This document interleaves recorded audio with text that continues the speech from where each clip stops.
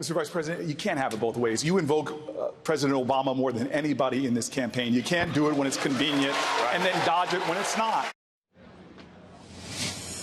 All right, let's bring in tonight's Power Panel for analysis. Fox News contributors Jessica Tarlov, Guy Benson, and Molly Hemingway. Molly, I'll start with you.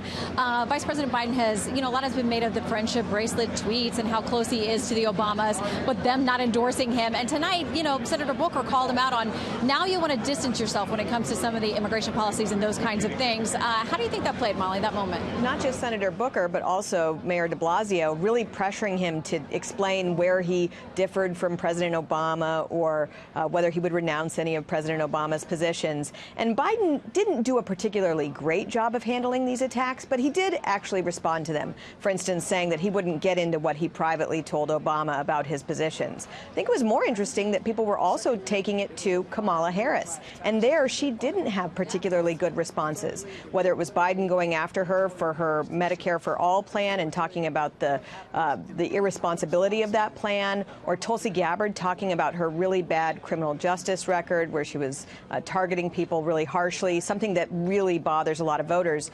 Kamala Harris did not have quick or good responses, and I think the lack of response might be more interesting than what was happening with Biden. Yeah, and it may be a little bit of round one when the vice president seemed to be a little bit caught off guard by some of the attacks that came his way. And Senator Harris got a lot of attention because she was the one doing the attacking, scoring the points, showing up as moving into another tier. But Jessica, did she get the same treatment tonight, not maybe expecting that she was going to be the recipient of so much of the incoming? She definitely got a little bit of front runner status tonight. I think that the other candidates are well aware of the fact that it's going to be very hard to chip away at Joe Biden's lead, and so they need to look at the person that's second closest to him on this stage. Obviously, if Elizabeth Warren and Bernie Sanders had been there, it would have been a different issue altogether. But the other candidates came prepared for attacks on Biden and for Senator Harris, as you pointed out there. And there was probably a good half an hour to 40 minutes where she was quiet in the middle of the debate there. And Cory Booker was really dominating. Secretary Castro were talking and being asked questions in the back and forth system. I think people also figured out that you could just raise your hand and you were going to get to talk again.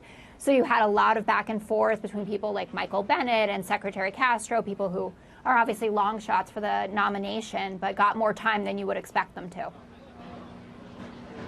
Well, and Guy, we heard again, a lot of people figured the more progressive group was last night, but listen, you got Mayor de Blasio in there tonight, and he said at one point, listen, we shouldn't be apologizing for the fact that we want to do a radical restructuring of things. That's what I'm going to do if I'm the president, and the Democrats need to stop shying away from that. What do you make of that? Well, he's not going to be president, so it's not terribly relevant, right? He was playing sort of the Delaney role from last night tonight, going after a frontrunner from the opposite end of the Democratic spectrum, and he was effective occasionally trying to press Biden on certain points. But when it came back to him, he was just reminded, I think, most viewers of why he's not terribly liked at all, even in New York City, where he's mayor and doesn't play on a national stage. The thing, Shannon, that is just fascinating and almost baffling to me is the extent to which almost the entire field is ceding the ground of defending Obama and Obama's legacy to Biden on some of these huge issues that they're debating at great length, whether it's health care or immigration.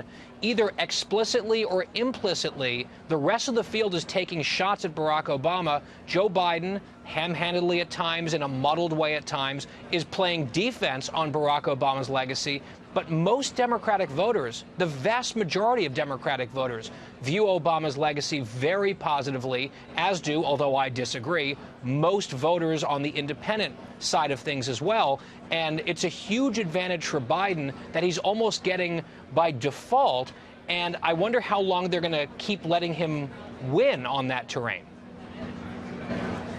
Okay, very quickly, literally, I need one word from you, or two if you're going to use both names, but I want you to each go through and tell me who you think was the winner of the night. Molly, Jessica, then Guy. Marianne Williamson.